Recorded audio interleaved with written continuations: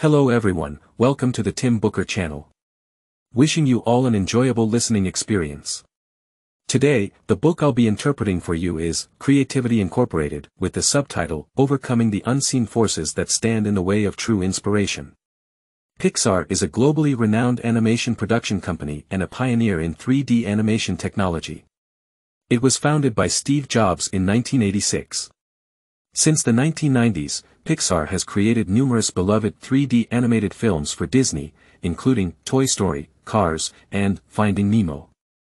In just over 30 years, Pixar has received the Academy Award for Best Animated Feature 9 times and won 7 Golden Globe Awards. Each of their animations is a perfect blend of commerce and art, with an average box office revenue of nearly $600 million. The author of this book is one of the founders and the president of Pixar, Ed Catmull. He is responsible for overseeing the company's operations. Among those who worked with Steve Jobs, very few received his unreserved praise, and Catmull is one of them. Catmull is a reflective, analytical, and innovative individual. In an era of rapid change and entrepreneurship, he observed that countless companies had unique creative ideas but struggled to sustain them, leading to their downfall. Over the years, Pixar has maintained its position as a leader in 3D animation, thanks to Catmull's continuous drive for innovative management.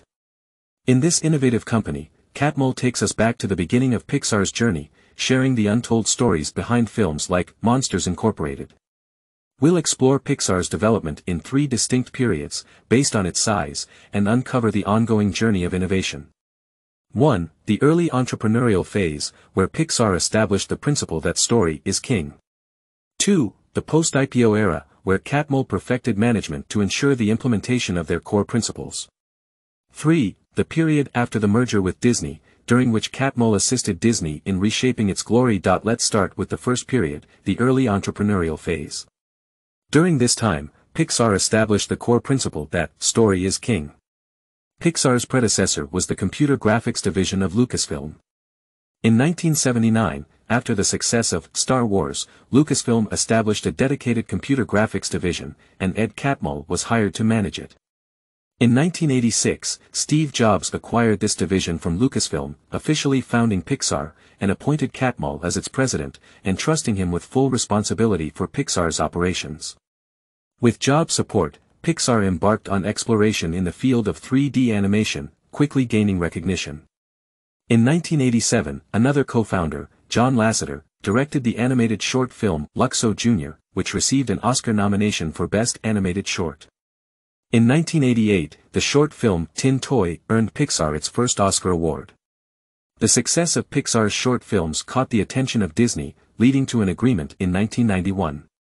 Disney would invest in 3 3D animated feature films produced by Pixar, including the well-known Toy Story.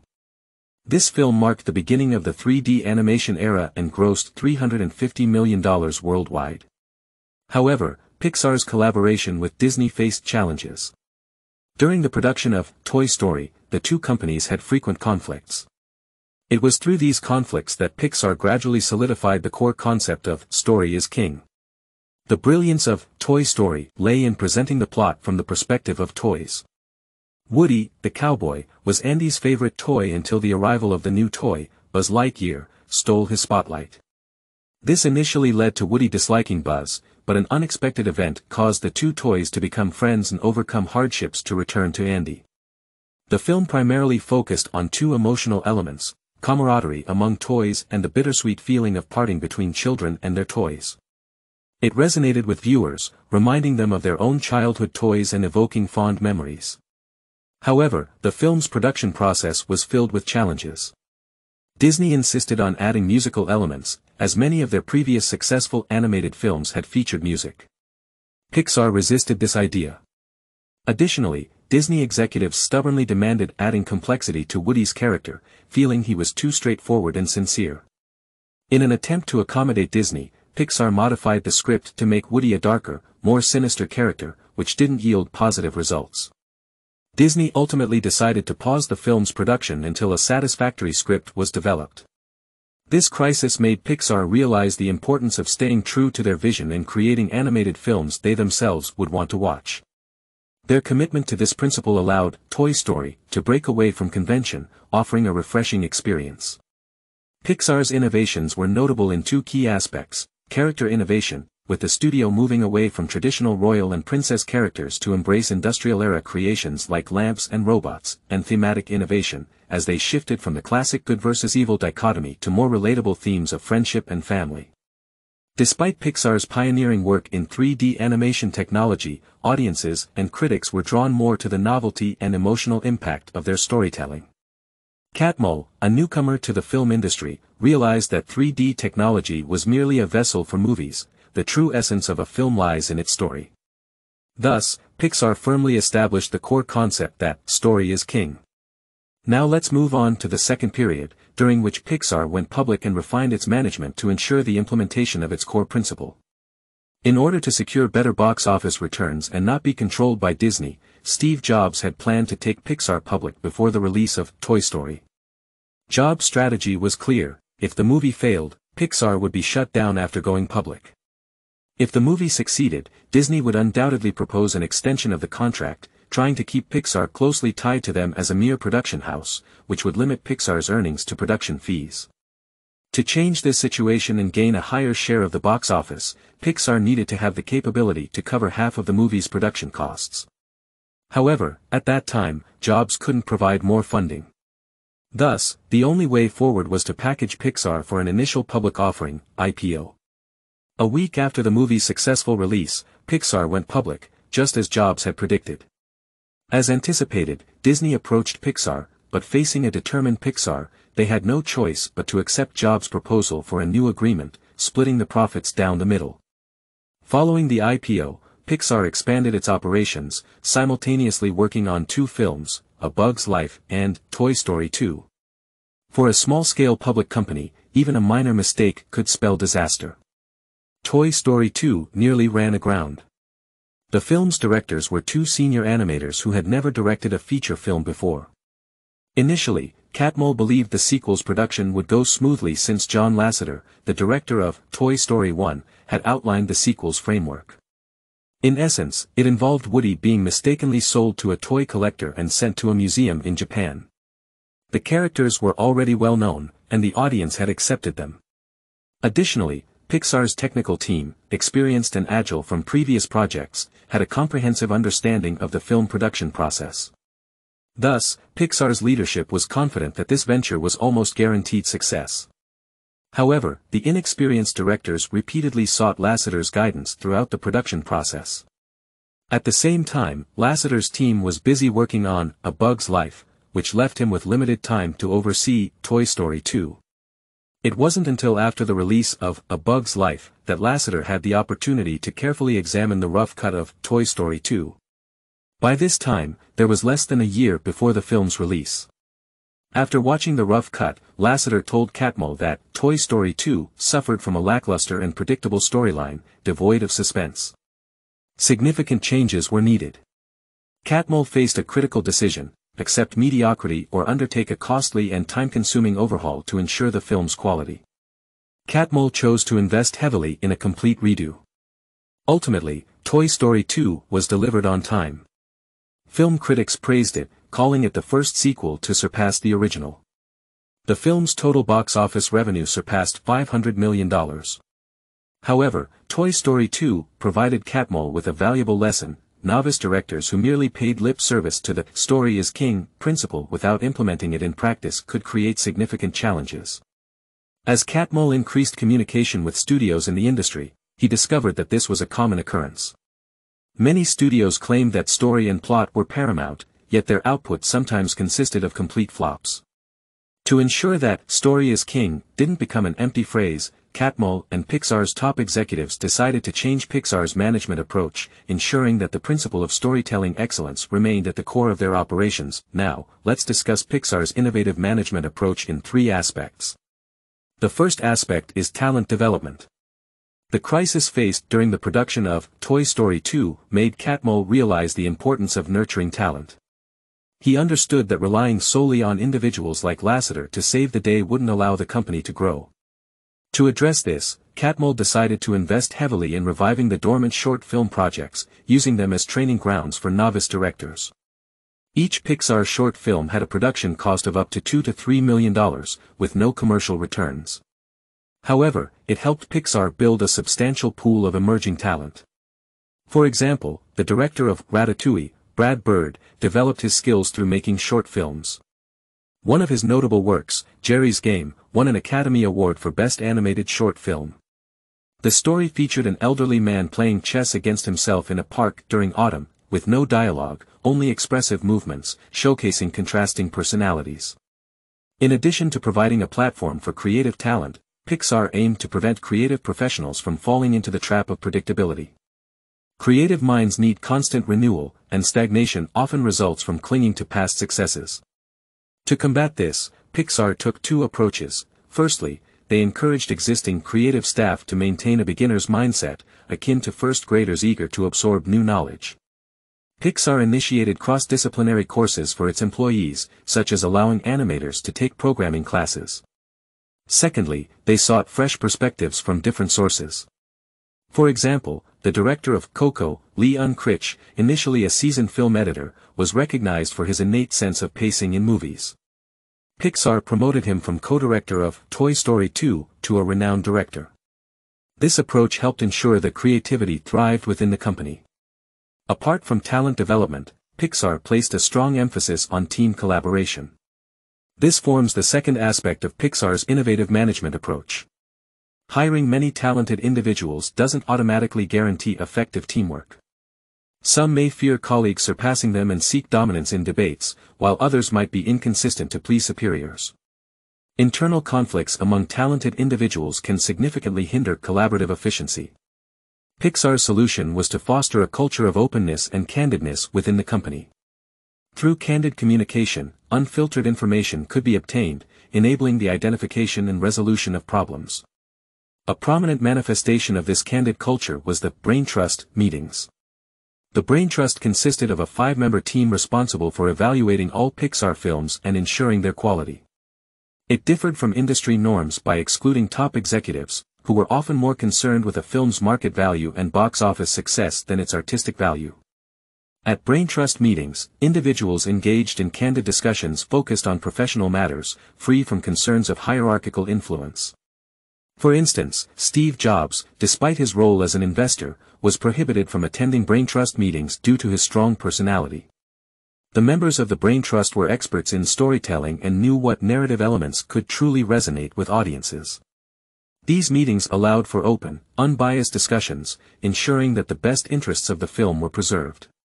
The Brain Trust provided valuable insights to guide the creative team when they faced creative crossroads. Creativity often involves exploring uncharted territories, and Pixar was willing to take risks in storytelling. For example, in WALL-E, the film's opening scenes had no dialogue for the first 40 minutes. To breathe life into characters without spoken words, the creative team needed to continuously refine the story, which required substantial effort and creativity. Without candid communication as the foundation, the director might have blocked out unwelcome feedback, hindering the identification of fundamental issues. Lastly, the Brain Trust's role was advisory rather than authoritative. They offered suggestions, but the ultimate decision-making power remained with the creative team. Just as doctors hold consultations when dealing with complex medical cases, the Brain Trust was there to provide expert advice, but the specifics of the treatment were determined by the attending physician. For example, in the case of altering the ending of WALL-E, it was the director, Andrew Stanton, who embraced the advice and made significant revisions, resulting in a deeply moving conclusion. This approach allowed the creative team, who had spent thousands of hours crafting the film, to provide the best possible solutions, ensuring the film's excellence. Having covered the topic of team collaboration, let's move on to the final aspect of Pixar's innovative management approach. Let's discuss the third aspect of innovative management, balancing the conflict between business and art, and how to reconcile commercial interests with artistic value. This is a challenge faced by many creative professionals, and initially, Pixar struggled to find a solution. At one point, Pixar attempted to increase film production rates to enhance commercial returns. Typically, the production cycle for animated films was 3 years, but Pixar often took longer, such as the 5 years spent on Monsters Incorporated. To shorten production cycles and boost commercial gains, Pixar tried to finalize the script for Finding Nemo early in the project, preventing animators from making continuous revisions. However, this approach proved ineffective. Finding Nemo tells the tale of a clownfish named Marlin searching for his son, Nemo. Initially, director Andrew Stanton employed a nonlinear narrative structure, which initially impressed Catmull and others. Consequently, the production team followed the early script closely and created the entire film.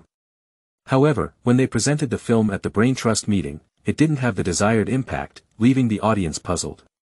One colleague pointed out that the nonlinear narrative was too confusing and abstract. It was suggested to make the storytelling structure more linear. Andrew Stanton heeded this advice, but the attempt to shorten the production cycle failed, and the cost of producing the film's samples increased. This failure led Catmull to a deeper realization: art should not compromise for commercial factors. In the early stages, creative ideas are like infants learning to walk. They must experience numerous falls before they can thrive. However, companies face pressure from fixed costs, including assets and human resources. To cover these costs, companies aim to generate profit. This often entails setting firm delivery dates, filling equipment and staff time. For example, during the production of a scene, animators complete an initial draft, which is then passed to rendering artists for final touches. To ensure rendering artists don't remain idle, deadlines are imposed on animators. As individuals with a strong drive for profit gain more influence and their interests expand, the pursuit of profit can override healthy creative growth. They may push the company to increase production and profit, which can limit artistic development. A notable example is Disney. After the success of The Little Mermaid in 1989, Disney's animation studio expanded significantly, opening studios in Florida, France, Australia, and other locations.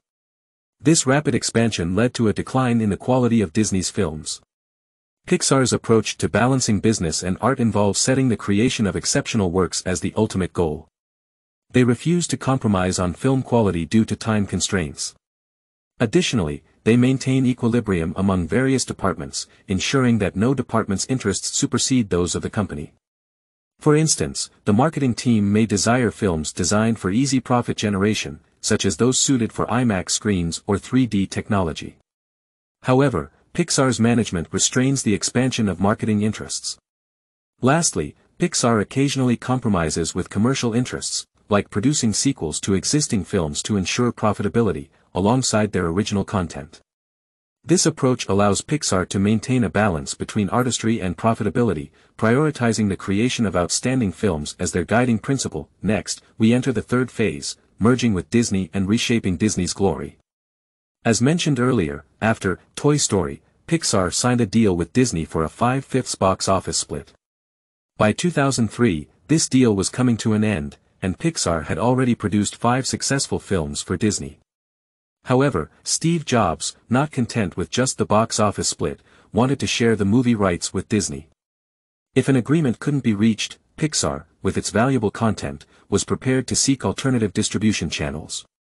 By this time, Disney had gone 16 years without achieving the top spot at the box office for animated films. Disney faced a choice: either accept Jobs' terms or see a new competitor emerge. Ultimately, Disney chose to compromise and acquired Pixar for a staggering $7.4 billion. Steve Jobs became Disney's largest individual shareholder, and Ed Catmull and John Lasseter took on significant roles as president and chief creative officer of Disney Animation Studios. They realized that their mission wasn't to recreate Pixar within Disney, but to identify Disney's issues and systematically create a healthy creative environment. They aimed to patiently wait for this environment to yield results. One of Catmull's initiatives was changing the currency of shares at Disney, encouraging employees to embrace risk and not be afraid of making mistakes. When he arrived at Disney, he noticed that employees kept their workspaces remarkably neat to make a good impression on senior management. This cautious approach seemed to discourage creativity. Catmull emphasized that striving to eliminate all mistakes is often the biggest mistake. He realized that the fear of making errors was pervasive among Disney employees, leading to suboptimal results. For example, during the production of Bolt in early 2008, there was a significant change in the character design of the main character, Bolt. Originally, Bolt had 4 legs for crawling, but for plot reasons, it was necessary to make him walk on 2 legs. Typically, with Catmull's experience, such modifications could be accomplished in a couple of weeks. However, the production team provided a timeline of 6 months for the changes. Catmull saw this as a problem rooted in the fear of consequences for not meeting deadlines. He gathered the team and encouraged them to take risks and not be afraid of making mistakes. This change led to an enthusiastic response from the team. They completed the required modifications in less than a week. Through these experiences, Catmull observed a transformation in the team's attitude, with employees becoming more proactive. Bolt subsequently earned a nomination for Best Animated Feature at the 2009 Oscars. Another crucial change Catmull introduced at Disney was creating a version of Pixar's Brain Trust, a forum for open and honest communication. Disney had a similar institution called the Story Trust, but it hadn't developed into a regular discussion forum, and employees weren't candid in their discussions. Catmull believed that open communication was essential to expose and resolve problems effectively. He recognized that employees needed to trust that they could express their thoughts freely without fearing interference from higher-ups. Catmull encouraged everyone to speak their minds and bring issues to the forefront. Honest communication was not only encouraged at meetings but also expected outside of them. He believed that speaking the truth wasn't insubordination and held private discussions with anyone who was reluctant to speak up. By the time Catmull completed this book in 2014, Disney's Story Trust had reached a level comparable to Pixar's Brain Trust. The changes introduced by Catmull and Lasseter at Disney had yielded results, with movies like Tangled, 2010, and Frozen, 2013, achieving tremendous box office success. These achievements were the result of the dedication of the original Disney team members who had been there when Catmull began his tenure. Disney had been revitalized creatively, largely due to the shift in its culture, and it had once again become a dominant force in the animation industry. Here we conclude Pixar's story. Let's briefly recap the insights Pixar has offered us. First, Pixar established the core belief that story is king with the success of Toy Story. After going public, Pixar ensured the implementation of this core belief through continuous management innovation. We discussed Pixar's innovative methods in 3 areas: talent development, fostering a collaborative environment, and finding a balance between business and art. Finally, the merger with Disney allowed Catmull to transplant Pixar's successful experiences to Disney, liberating Disney's employees and helping Disney regain its position at the top of the box office. Catmull's purpose in writing this book was to share Pixar's successful experiences for the benefit of creative professionals. He believes that everyone has creative potential, and managers should build upon Pixar's experiences to create a fertile ground for talent. So, that concludes our discussion of this book on innovative companies. Congratulations on finishing another book. Thank you for your support and attention. Please subscribe to the Tim Booker channel, like, and share this valuable knowledge with your friends. Let's combine wisdom with practice to achieve our financial goals and create a better future. Thank you all, and goodbye.